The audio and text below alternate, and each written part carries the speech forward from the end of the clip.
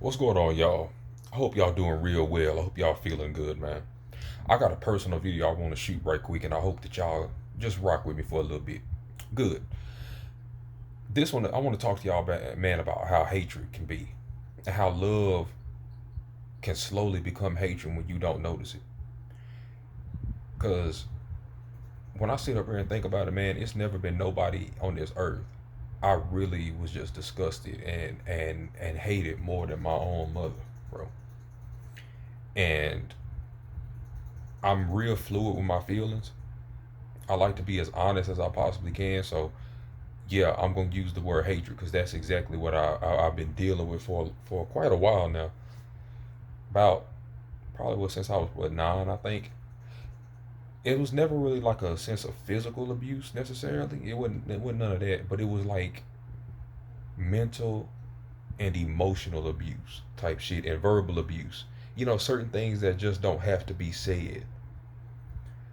But that was kind of a good majority of the things that was really that kind of would go on throughout time, and also too certain abandonment kind of issues that I dealt with, learning kind of how my mom moves, man. And that really got me to the point where like I was really disgusted by my mama for a while. I still deal with that shit sometimes, man. Like just sometimes seeing her face can like just I just get mad.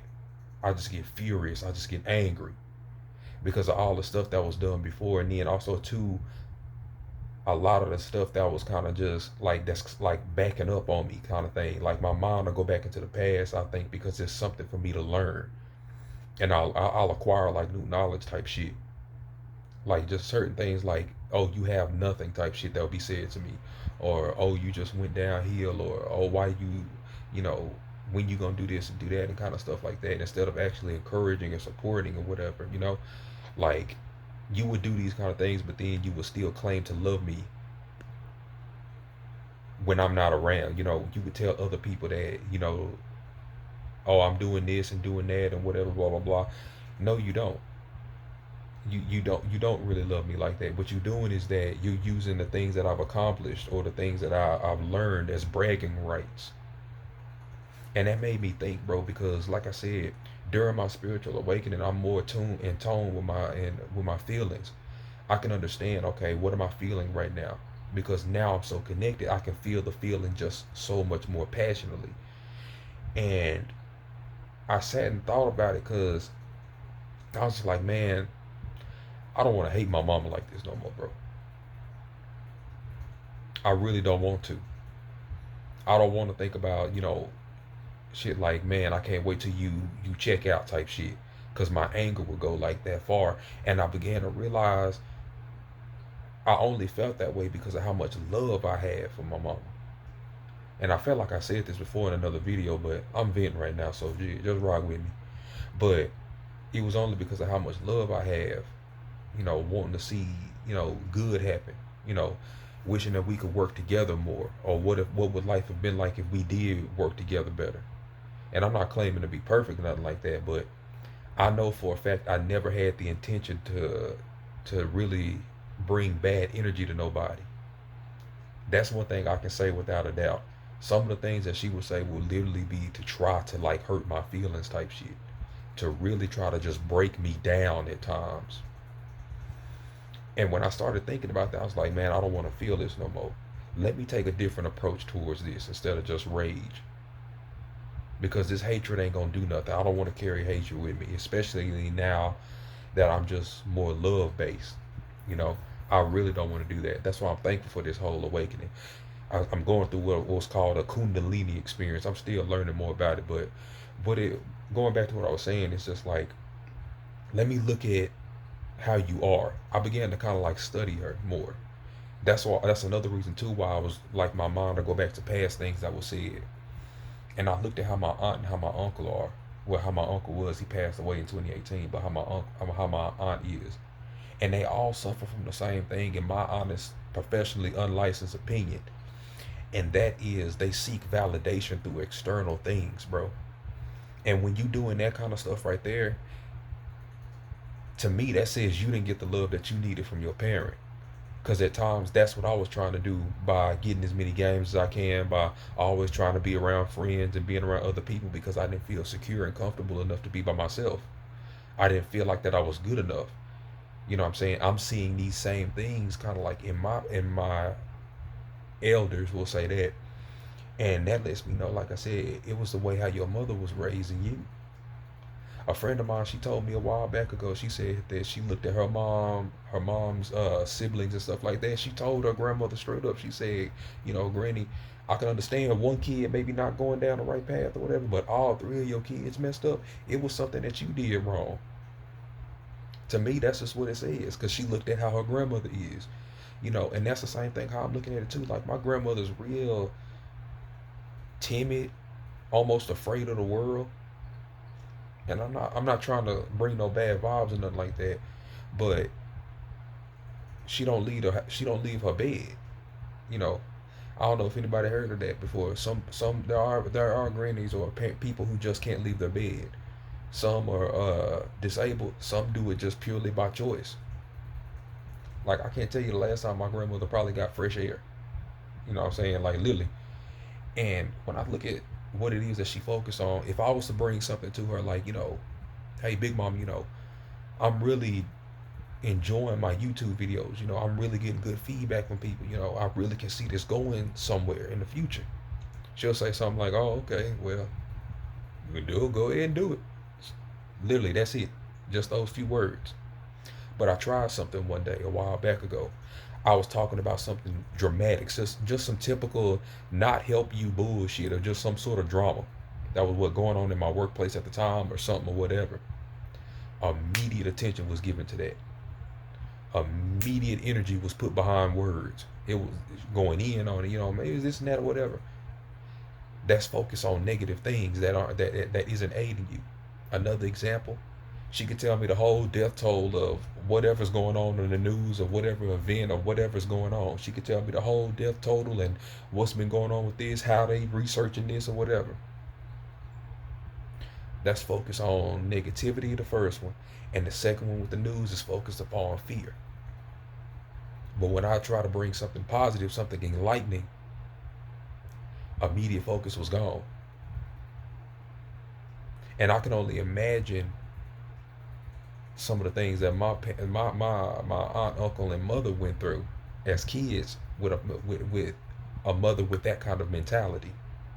Because when you get focused upon fear and you get focused upon negative energy, that usually creates pain, because it doesn't create any fulfillment within you. There is no love, there is no fulfillment within you. And when you live a life like that, it's a heart that goes, it's just pretty much, to me, in my opinion, it's a heart that just lives in a bad energy, is what I'm trying to say. There is no love there. You can like somebody, but to me, that's there's never gonna be love there. It's like water and oil. You can't mix that up. You know what I'm saying? Like how I would say certain, like my mom would say certain things to me, but then claim to love me. And then when I would talk to her about these kind of things calmly and respectfully, I'll be gas. She would gaslight me. Pretty much how you turn it around and make it. You trying to pretty much mentally make the person feel like, oh, it's their fault why you chose to do something,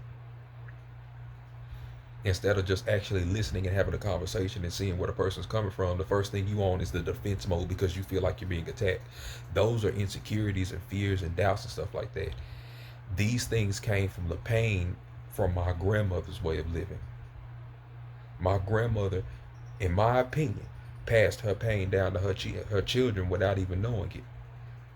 Because fear, doubt, and worry is just like abundance and love. You will be good at anything that you practice. So when you practice that fear, that doubt, that worry, that all that other stuff, and it becomes so normal to you that you don't realize that you carry it with you to everything that you do in your life, through your jobs, your relationships with your romantic partners. You know what I'm saying? To your children, the way you raise them. And I noticed there's nobody in my family like that, at least the women's side.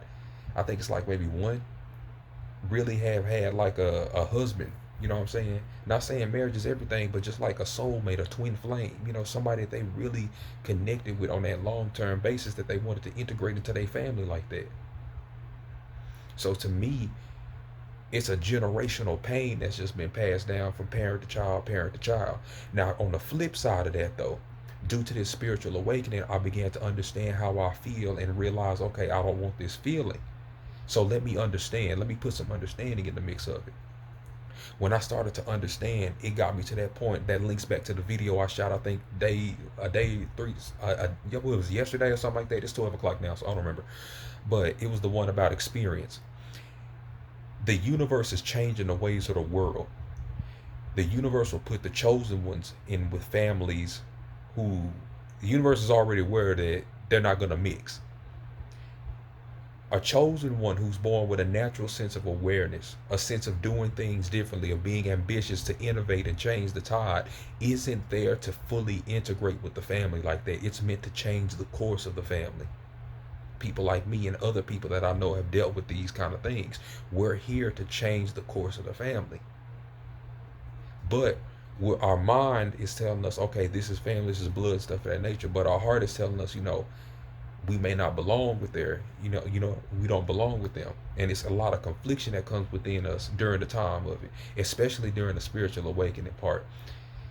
But when you get to that point, which is which is what I've experienced now, is the point of just being able to accept that there's nothing you can do for people and realizing limitations and knowing when to pull back energy, because this isn't for them. You know what I'm saying? This is for me to change the world, because when I have my children, they're going to know what love, they're going to know what happiness is, they're going to know what support is, they're going to know what ambition is, they're going to know these things. That may not look like that now, because on the physical aspect of where I am now, because I'm still discovering more of just what life means to me. But this doesn't last forever. This doesn't last forever. I've been doing research on this, a Kundalini experience. Researching, you may be going through one too, but my children won't know this. So in turn, long after even I'm gone, that love that I put back into my people is going to be passed down in different ways, shapes, and forms of fashion. Not everybody may not get it or whatever. You never know. But I'll be able to know that I'm putting it out there. I'm putting that energy and that vibration out there. I'm not carrying the old family traditions of pain, fear, and doubt within me no more. I lost that way earlier. But this is just something I was thinking about, man. I really wanted to share this with y'all, and just give y'all an insight on just how you can love somebody so passionately, and when they do something that'll flip your whole world around and you scratching your head, you feel stupid for loving them almost. Don't ever feel stupid for loving anybody. I know I said this in a video before, but I'm saying it again. Don't ever feel foolish for loving somebody who just did not know how to love you back, or who just didn't love you back. Regardless, if you didn't receive what it is that you put out there, that's okay. You now know to pull back. Start putting in lessons in yourself to start teaching your mind to understand, okay, this is the one. Start retraining yourself to be like, all right, let me slowly pull back and pull back. If you can just jump off and then go ahead, go about your business, do it like that. Some people may not be like that. They have to pull back slowly. They need time to really pull that love back. Take your time and do what it is that you need to do, because that love that you have is valuable, and there's somebody out there who's not only going to be willing to receive it, to give it back to you as well, but to help multiply that. Your people is out there, but you have to realize you have to make room for them. They will need room in your life. Love and fear cannot coexist. One is going to conquer the other. And I chose love for my life, y'all. But yeah, y'all let me know what y'all think about this, man. Like, share, comment, do what you do, man. I just appreciate you for making it this far. If you really did watch this video up to here, man. Much love to you. Peace and tranquility. If you're not having a good day, make it one. Stay as smooth as the finest of blue bonnet butters. This is your time. Y'all take it easy.